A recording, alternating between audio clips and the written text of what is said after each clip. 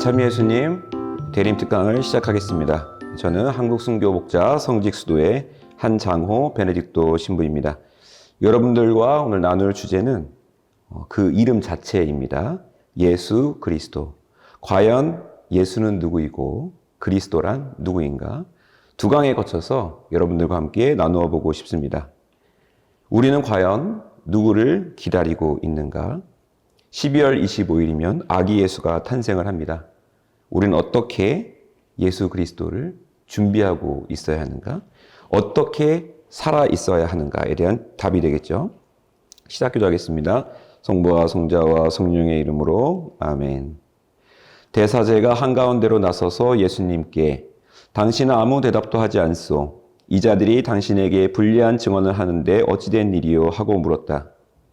그러나 예수님께서는 입을 다무신 채 아무 대답도 하지 않으셨다. 대사제는 다시 당신이 찬양받으실 분의 아들 메시아요? 하고 물었다. 예수님께서 대답하셨다. 그렇다. 성부와 성자와 성령의 이름으로 아멘. 저희가 살펴봐야 될 1강은 핵심 키워드는 역사적 예수입니다. 역사적 예수가 무엇인가? 말 그대로 이 시간과 공간 안에 과연 예수는 어떻게 존재했는가? 존재했다고도 할 수 있는가? 이 모든 것을 알아보는 문제가 되겠습니다. 예수님의 실제성이죠.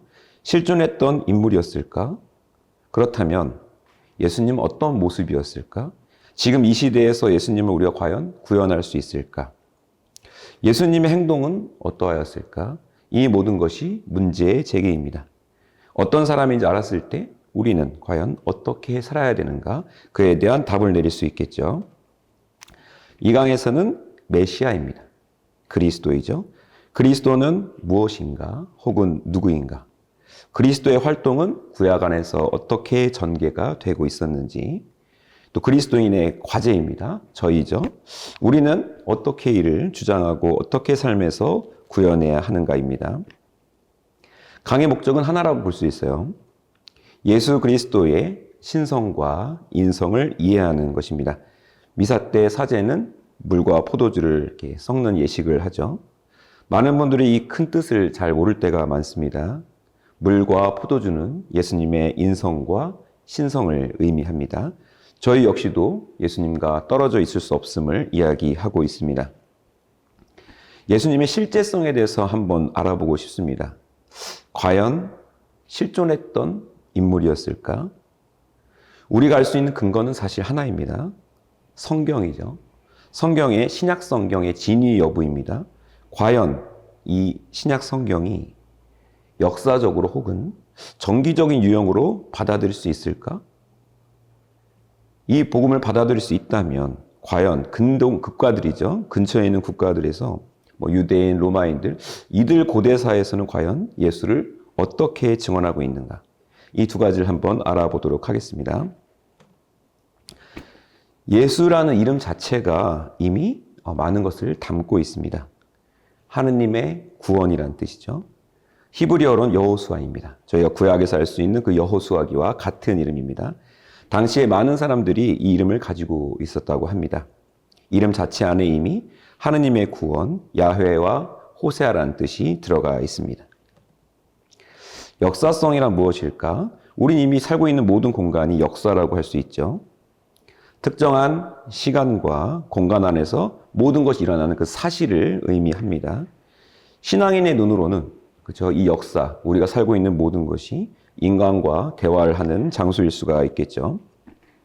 저희가 알고자 하는 것은 과연 이스라엘의 이 작은 마을 나자렛이라는 곳은 예수님이 어떻게 존재했는가? 존재했다고 할 수 있는가? 이 세속적 의미도 알아보고 신학적 의미죠. 우리가 하나님의 구원을 위한 그리스도여 절대적인 구세주로 인정할 수 있는가? 이 모든 것을 한번 과학적으로도 한번 들어가 보겠습니다. 우리는 많이 알고 있는 것 중 하나가 전기문입니다. 어릴 적에 김구 선생님, 이순신 장군, 유관순 누나, 우리가 많이 접하는 전기문들이 있죠. 하나의 문학 장르입니다. 이 전기라는 건 특정한 인물의 남다른 경험이나 업적에 대하여 있는 그대로 사실 바탕으로 기록된 글입니다. 물론 지은이에 따라서 조금 과장될 수도 있고 특정한 부분을 밝게 빛나게 할 수도 있습니다. 하지만 우리가 전기라는 것은 이미 존재했던 인물을 그대로 적는 이야기죠. 사람들에게 큰 교훈을 주기 위해서 혹은 우리 삶의 큰 모델이 되기 위해서 우리는 전기문을 씁니다. 그렇다면 예수님의 일생을 담은 이 신약 성경을 전기문으로 볼 수 있는가? 신학사에서도 많은 시도들이 있었습니다. 과연 이것이 전기문이 될 수 있는가? 예수님의 전기문이겠죠. 이걸 인정하는 경향이 있었고, 두 번째로는 통째로 부인하는 경향도 있었습니다. 그럼 지금은 어떤가? 오늘날에는 많은 신학자들이 이 복음 자체를 역사적인 기초 사료죠. 전기문으로 많이들 이해를 하고 있습니다. 예수님의 전기로 확신하는 경향이 유명한 분들이 많지만, 왜냐하면 당시죠. 예수님 시대에 그리스 로마 시대에 유행했던 전기문들이 있을 거 아닙니까? 이 전기문들과 매우 비슷하다는 겁니다. 그래서 근거가 나름대로 타당성을 가지고요.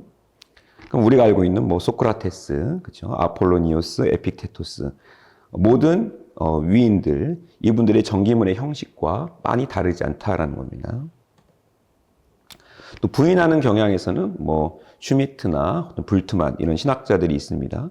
이분들은 전기문으로 볼 수 없다. 왜냐하면 동기 자체가, 그렇죠? 저술 동기 자체가 이 사람의 역사적 사실을 적은 게 아니기 때문이죠.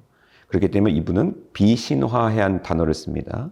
비신화라는 말 그대로 동기가 무엇인가, 이 글을 쓴 이유가 무엇인가, 우리는 그것을 알아내는 사람이지 절대로 역사적인 사실은 알 수 없다라는 겁니다. 그 공동체의 신앙인들이 신앙의 눈으로 적었기 때문이죠. 네, 불트만도 그 얘기합니다. 나는 의심할 여지 없이 예수의 생애나 인품에 대해서 우리가 알 수 있는 것은 없다라고 생각을 하는 거죠. 알 수 없다고 이야기합니다. 말씀을 드렸습니다. 오늘날은 어떻게 생각하고 있는가? 네, 오늘날은 전기문으로 받아들이는 추세입니다.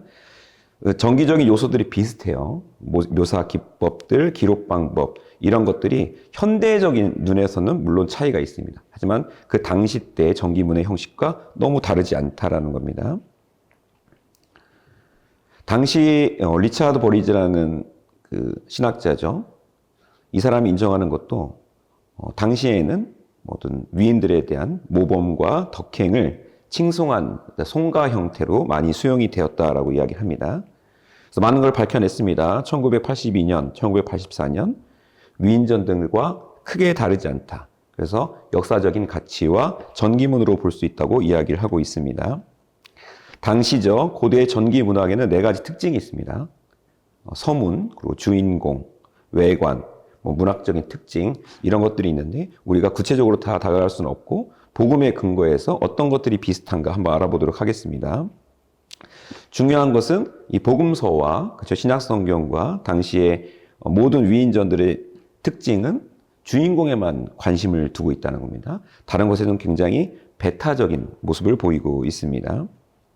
한번 성경에 적용을 해볼게요. 성경에 보면 우리 지금 제가 루카복음과 마테오복음을 썼습니다. 한번 읽어보겠습니다. 그들이 쓴 것은 처음부터 직접 눈으로 보고 말씀을 전파한 사람들이 우리에게 전해준 사실 그대로입니다.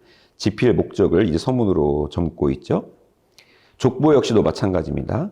이 모든 앞의 서문 형식이 당시의 로마 전기 문학 작품과 크게 다르지 않다라고 볼 수 있습니다. 두 번째 특징이죠. 주인공을 예수님으로 보고 있다면 굉장히 많은 집중이 예수님 한 분으로 되어 있습니다. 모든 복음에 마찬가지고 예수 자체를 향하고 있다는 거죠. 그래서 결정적인 의미를 지닌 시기, 가장 중요한 사건이죠. 현대로 따지자면 이순신 장군이 물리치는 장면이죠. 이런 장면을 부각해서 적고 있다는 겁니다. 그래서 가장 중요한 게 무엇인가? 예수님 삶에서 죽음과 부활입니다. 이런 결정적인 의미를 지닌 시기를 집중하고 있는 게 바로 복음이면서 당시의 전기문의 형식이라는 거. 외관 형식도 마찬가지입니다. 우리 복음 안에서 볼 수 있는 것은 지리적으로, 연대적으로 서술하고 있습니다. 지리적으로 볼 때 갈릴레아에서 예루살렘으로 넘어가는 그 여정을 보고 있고, 연대적으로 본다면 출생과 공생활, 순환과 죽음으로 연결이 되어 있습니다. 이 역시 그리스 로마의 문학 작품과 다르지 않다라는 겁니다. 가장 특이한 점은 이건 것 같습니다. 인물 묘사요. 보통 우리가 생각할 때 어떤 현재 만약에 전기문을 쓴다면 예수님은 참 따뜻한 사람이었다 이렇게 쓸 수 있죠. 근데 당시에는 직접적인 표현이 아니라 심리를 해석할 수 있게 많은 표현을 합니다. 간접적으로 알 수 있는 거죠. 이 사람의 행동을 통해서 이 사람이 이런 성격이구나 유추할 수 있는 방식을 많이 사용하고 있습니다. 마음이 가난한 사람은 행복하다. 하늘나라가 그들의 것이다. 슬퍼하는 사람은 행복하다. 그들은 위로를 받을 것이다. 온유한 사람은 행복하다. 그들은 땅을 차지할 것이다. 우리가 이 복음을 예수님께서 사람들한테 말하고 있을 때 어떤 게 느껴지십니까? 그렇죠? 따뜻한 사람이구나. 이 말씀을 통해서, 이 행동을 통해서 예수님의 성격이 이렇구나. 따뜻한 사람이었구나. 라고 알 수 있는 거죠. 다른 나라에서, 그렇죠? 로마 혹은 또 그리스, 다른 나라에서는 어떻게 예수님을 보고 있었을까? 어떻게 진술하고 있는가? 가장 설득력이 있는 근거가 될 수 있습니다. 왜냐하면 주변 국가에서는 예수에 대해서 큰 관심이 없었기 때문이죠. 유대인들이 쓴 고대사에도 이런 증언이 나옵니다. 물론 논란이 있지만 대체적으로 받아들인 것 중 하나가 유대 고대사에 나오는 이 부분이죠. 예수라는 한 현자가 살았다. 메시아로서 한때 대중적인 명성을 얻다가 빌라도에 의해서 십자가에 처형되었다. 그리고 그를 따르는 족속들인 그리스도인들이 여전히 남아있다라고 기록하고 있습니다. 또한 이 고대사에서는 야고보에 대해서도 이야기 나옵니다. 예수의 형제 야고보가 천에 처형되었다라는 것을 드러내고 있습니다. 예수가 마술을 행하고 이스라엘을 그릇된 길로 인도하여 불충한 자로 만들었다. 마술을 행하는 자로 증언하고 있습니다. 그 외에도 많이 있습니다. 또 시리아인 마라바라 사라피온의 기록에 있는 거죠. 유대인들이죠. 유대인들이 현명한 왕을 처형하고 그때부터 그 나라를 빼앗겼으니 그들에게 무슨 유익이 있겠느냐. 소크라테스는 죽지 않았다. 플라톤 때문에. 피타고라스도 아직 살아있다. 헤라스타스 때문에. 현명한 왕도 살아있다. 그가 준 새로운 율법 때문에. 시리아인이 보는 예수의 모습이고요. 그리스도인에 대한 고발을 받는 조사문도 증언을 하고 있습니다. 그리스도인들을 보고서 이렇게 증언을 하죠. 그들은 규칙적으로 정해진 날에 모여서 차례차례 그리스도를 하느님으로 경배하며 나쁜 범죄를 저지르지 않고 도둑질, 강도, 간음, 약속 파기, 기탁금 횡령 등을 중단할 것을 맹세한다. 이렇게 증언하고 있습니다. 좀 넘어갈게요. 근데 결론적으로 보면 우리가 느낄 수 있는 것은 이 복음은 전기문학의 한 장르라는 겁니다. 초기 교회 공동체가 만들어낸 허구의 산물이 아니라는 거죠. 그리고 두 번째로도 유대사나 로마사에서 확인되는 역사적 사료라는 겁니다. 우리가 알 수 있는 것은 2000년 전에 존재했던 예수라는 사람은 존재했었다라는 걸 알 수 있습니다. 두 번째 질문이 되겠죠. 실제성에 대해서 알았다면 그 모습을 우리가 과연 구현할 수 있는가? 2000년 전에 살았던 그 예수님의 모습을 어떻게 구현할 수 있을까? 지금 보이는 모습들, 사진을 보시면 예수님의 모습들이 보입니다. 어떤 예수님이 가장 와닿으세요? 전 어릴 적에 기억나는 게 제 방에 붙여져 있던 예수님 상들이 있습니다. 그죠? 예수님 상들이 보이는데 사실 너무 유럽형 모습이죠. 예수님의 변천사이기도 하고 국가별로 문화 안에서 좀 차이가 나기도 하지만 우리가 알 수 있는 것은 예수님의 모습을 대충 이 정도의 모습으로 우리가 기억을 하고 있습니다. 예수님의 생김새를 복구하기 위한 인류학자들과 IT의 혁신들이 있었습니다. 물론 100% 이거라고 할 수는 없겠죠. 단지 추적한 겁니다. 2000년째 어떤 뼈의 발굴을 통해서 한번 복원해 보는 것. 다큐멘터리 신의 아들에서 봤던 부분인데 2000년 전입니다. 2000년 전에 있는 갈릴리 주변에서 두개골을 분석을 합니다. 그리고서 나오게 된 예수님의 모습이죠. 지금의 모습과 매우 다른 모습입니다. 까무잡잡한 피부에 키가 한 1m 50 정도 돼 보이고요. 중동형 얼굴로 제가 표시를 해놨습니다. 많은 사람들이 이것을 보고 약간 충격을 받을 수도 있을 것 같아요. 물론 이 모습이 예수님의 모습이라고는 할 수 없죠. 정확하게 이야기를 할 수는 없지만 중요한 거는 유럽형의 덴마크 같이 잘생긴 예수님은 아니었을 것이다 라고 저도 생각을 합니다. 그럼 요즘 트렌디한 예수님의 얼굴은 무엇일까 봤을 때 요즘에 영화 더 초즌이라는 영화가 굉장히 화제가 됐죠. 이 초즌에 나오는 예수님이 또 사람들 머릿속에 인식이 되는 겁니다. 아, 예수님이 이런 모습이겠구나. 분명한 건 예수님의 모습은 우리의 생각하는 대로 바뀌고 있다는 거죠. 그럼 세 번째 질문을 하겠습니다. 예수님의 실제성도 알았고요. 예수님의 모습이 중동형의 어떤 남자일 것이다 라는 것도 알았습니다. 그렇다면 예수님의 행동은 어떠했을까? 어떤 사람이었을까? 분명한 것은 권위 있게 행동했다라고 이야기합니다. 예수님은 하느님의 아들로 스스로를 의식을 하고 있었습니다. 하느님의 아들의 자의식이 분명한 분이었다. 성경이 증언을 하죠. 사람들은 그분의 가르침에 몹시 놀랐다. 그분께서 율법학자들과 달리 권위를 가지고 가르치셨기 때문이다. 율법학자들도 많은 하나님의 가르침을 사람들한테 전하였을 겁니다. 근데 사람들이 권위를 느끼지를 못했던 거예요. 왜냐하면 율법학자들은 전통에 얽매여 있었다는 거죠. 근데 예수님은 왜 사람들이 권위를 느꼈을까? 뭔가 느꼈다라는 거죠. 우리가 언제 권위를 느끼는지 한번 알아볼까요? 어딘가에게 권위를 느낀다는 것은 그 사람의 삶과 말이 일체성을 보일 때 그렇겠죠. 그 사람이 쌓아놓은 업적, 그것을 드러내게 됐을 때 우리는 권위를 느끼게 됩니다. 사회적 권위에도 많이 있죠. 어떤 분야의 명성이나 힘이 행사되는 권리를 이야기합니다. 네, 제가 권위를 느끼는 분들을 한번 적어봤습니다. 삶이 보여준 것들이 분명히 있습니다. 상과 말이 일치됐다. 그럼 예언자로서의 권위를 느꼈다라는 것은 사람들이 이 사람은 하나님의 속성을 완전히 다 드러내고 있었다는 걸 의미합니다. 아, 그렇기 때문에 저 사람은 예언자구나 이렇게 인식을 했다라는 거죠. 근데 예수님은 스스로를 예수님보다 예언자보다 더 큰 존재로 여깁니다. 보라, 요나보다 더 큰 이가 여기에 있다. 보라, 솔로몬보다 더 큰 이가 여기에 있다. 본의를 예언자를 넘어서 하느님과 동일한 권위까지 자의식을 가지고 있었다는 겁니다. 이 의식은 태도로 나오게 되어 있습니다. 율법을 대할 때도 마찬가지였죠. 당시 율법은 바리사이파들이 하듯 하느님 그 자체였습니다. 어길 수도 없고 반드시 따라야 되는 것이었죠. 근데 예수님은 이 태도가 일반 사람들과 무척이나 달랐다. 애착심을 보일 때도 있고 어쩔 땐 또 소홀함도 보입니다. 애착심을 가진 부분 여러분 기억하실 겁니다. 마테오복음이죠. 내가 율법이나 예언서를 폐지하러 온 줄로 생각하지 마라. 완성하러 왔다. 그렇죠? 특별한 애착심을 보입니다. 또한 이 성경 안에서 드러나는 부분 중에 하나가 안식일이나 그렇죠? 우리 다 알고 있습니다. 단식 규정, 손 씻는 이런 의례 행위들을 쉽게 어기는 모습도 보입니다. 어쩔 때 보면 애착감이 있는 것 같기도 하고 어쩔 때는 소홀한 것 같기도 하고 왜 그랬을까? 예수는 율법 앞에서 자유로운 사람이었습니다. 왜 그가 자유롭게 행동하였는가? 왜 자기는 독자적인 처신으로 율법을 대하였는가?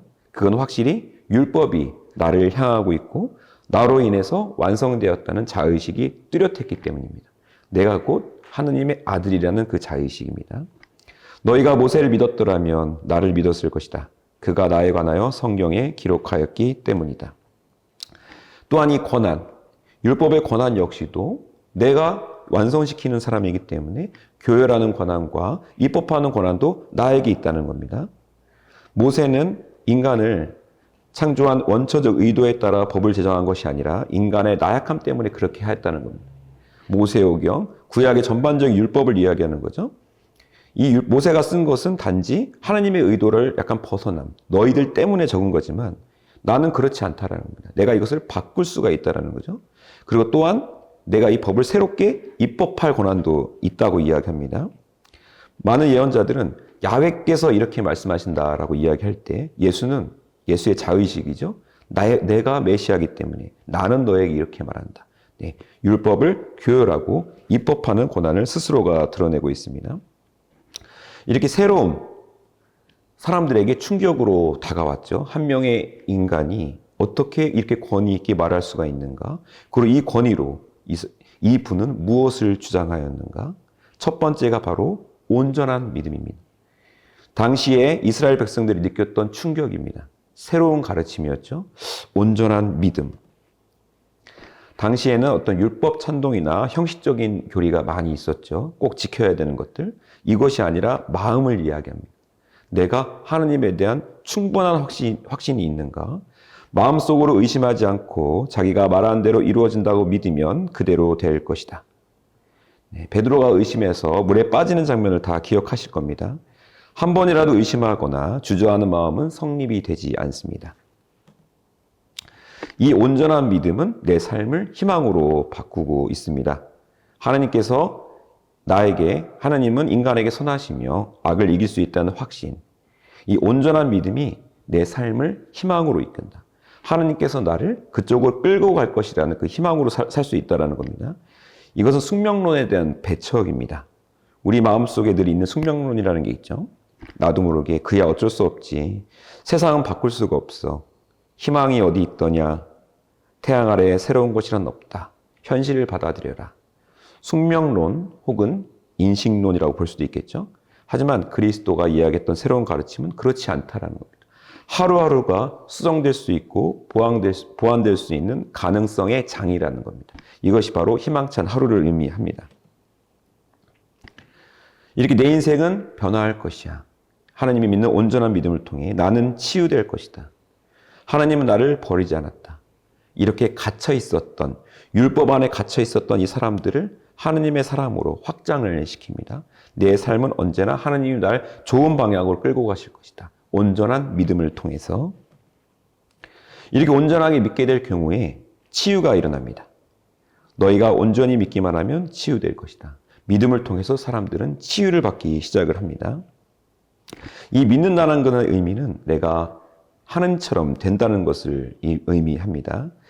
믿음을 가진 사람들, 하나님과 비슷하게 된다. 전능하게 된다. 마태오복음이 전하죠.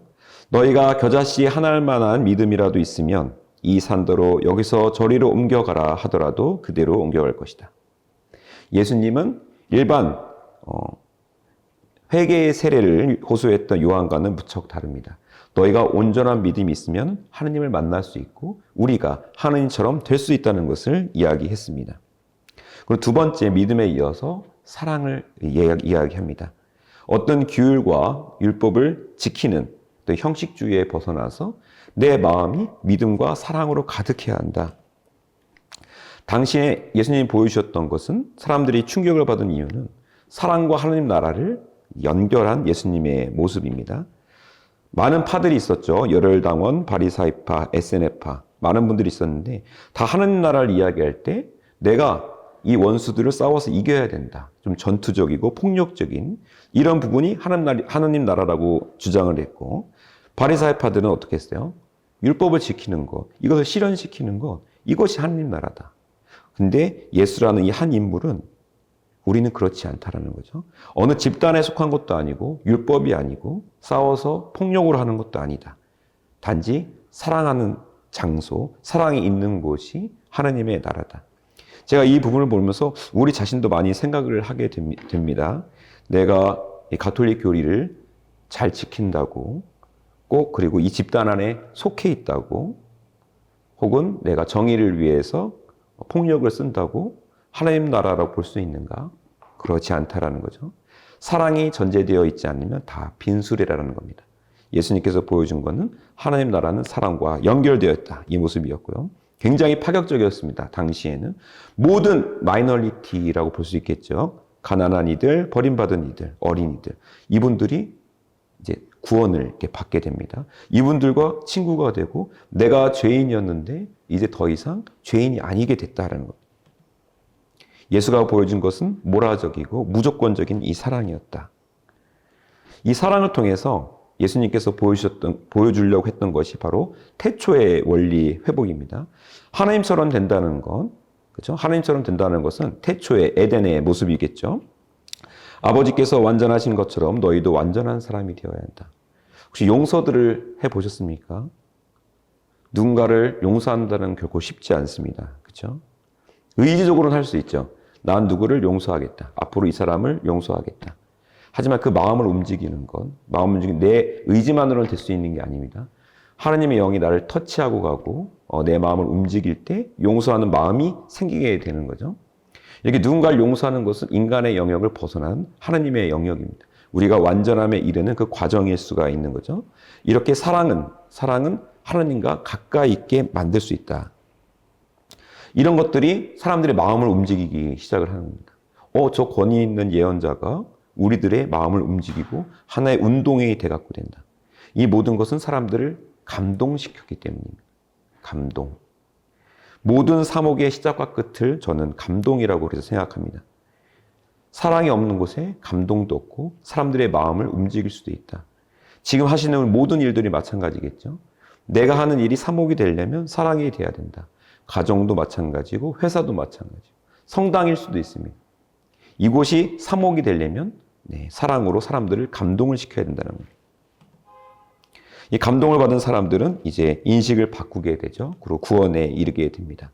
그리고 마지막에 이들은 신앙을 고백하게 됩니다. 예, 주님, 저는 주님께서 이 세상에 오시기로 되어 있는 메시아이며 하나님의 아드님이심을 믿습니다. 내 삶의 감동이 아멘으로 이어지는 것입니다. 이렇게 예수가 2000년 전에 인류에게 말하려 했던 것은 바로 사랑의 운동이었고 하나님 나라의 시작이었습니다. 사람들에게 감동으로 전파를 했고요. 그 존재를 일깨워 주었습니다.